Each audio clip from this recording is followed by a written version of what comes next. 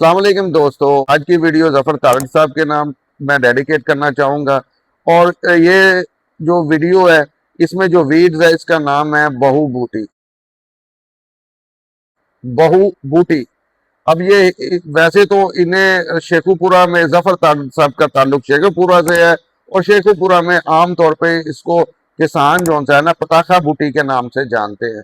हकीम जफर तारड़ साहब पेशे के एतबार से तो वो फिश फार्मिंग करते हैं, जिम्मेदारा भी है, लेकिन तालीमी एतबार से उन्होंने डिग्री ली हुई है तिब के अंदर, हिकमत के अंदर। तो लेकिन वो प्रैक्टिस नहीं करते। उनको एक आज़ाद कश्मीर से उनके गांव में, उनके इलाके में हकीम साहब आए थे। उन्होंने ये वीट से दवाई बना के मरीज को दी थी और वो खातून ठीक हो गई थी।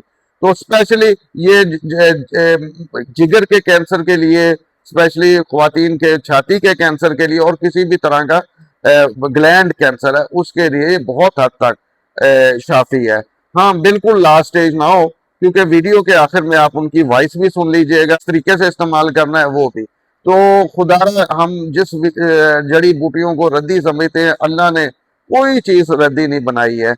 हाँ, और जफर साहब के लिए मैं भी दुआ गूँ उनकी सेहत के लिए, और आप भी दुआ कीजिएगा अल्लाह उन्हें सेहत वाली लंबी जिंदगी दे। अपनी दुआओं में मुझे याद रखिएगा जी। खुदा हाफिज जी।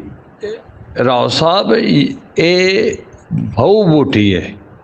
फुੱਲ ਜਿਹੜੇ ਨਾ ਚਿੱਟੇ ਦੇ ਵਿੱਚ ਥੋੜੇ ਜਿਹਾ ਨੀਲਾ ਕਲਰ ਜਿਹਾ ਹੁੰਦਾ, ਨੀਲੀ ਫੈ ਮਾਰਦੇ ਹੁੰਦੇ ਨੇ, ਚਿੱਟੇ ਫੁੱਲ ਹੁੰਦੇ ਨੇ। ਇਸ ਤਰ੍ਹਾਂ ਹੀ ਅੱਜ ਕੱਲ ਜਿਹੜਾ ਨਾ ਹੁਣ ਜਿੱਥੋਂ ਵੀ ਵੇਖੋਗੇ ਨਹਿਰ ਦੇ ਪੁਰਾਣੇ ਖਾਲਾਂ ਤੇ ਜਾਂ ਨਹਿਰ ਸੁਬਾ ਕੋ ਹੋਵੇ ਉਹਦੇ ਉੱਤੇ ਜਿੱਥੇ ਮਿੱਟੀ ਸੱਟੀ ਹੁੰਦੀ ਉੱਥੇ ਅਕਸਰ ਜਿਹੜਾ ਹੁਣ ਐਸੇ ਹਿਸਾਬ ਤੇ ਤੁਹਾਨੂੰ ਮਿਲਦਾ। ਇਹਦਾ ਨਾਮ ਹੈ ਬਹੁ ਬੂਟੀ। ਅਫਸਤੀਨ ਹੋ ਰਹੇ ਇਹ ਜਿਹੜੀ ਇਹ यानी छाती के कैंसर वास्ते इस्तेमाल होती है। कोई भी ग्लैंड सिस्टम है, जिगर है, हाँ जी, ये जड़ा अपना जिगर है, गुरदे ने, मसाने, यानी कि ग्लैंड सिस्टम जड़ा वो वास्ते इस्तेमाल होती है। सब तो ज़्यादा ये ग्लैंड से काम करती है। ठीक है जी। ਇਹ ਜੀ ਸਬਜ਼ ਵੀ ਘੋਟ ਕੇ ਇਸਤੇਮਾਲ ਕੀਤੀ ਜਾ ਸਕਦੀ ਹੈ ਔਰ ਇਹਨੂੰ ਸੁਕਾ ਕੇ ਤੇ ਬਰੀਕ ਪੀਸ ਕੇ ਪਾਊਡਰ ਤੇ 1 ਗ੍ਰਾਮ ਦਾ ਕੈਪਸੂਲ ਭਰ ਕੇ ਸਵੇਰ ਦੁਪਹਿਰ ਸ਼ਾਮ ਪਾਣੀ ਨਾਲ ਇਸਤੇਮਾਲ ਕੀਤੀ ਜਾ ਸਕਦੀ। ਠੀਕ ਹੈ।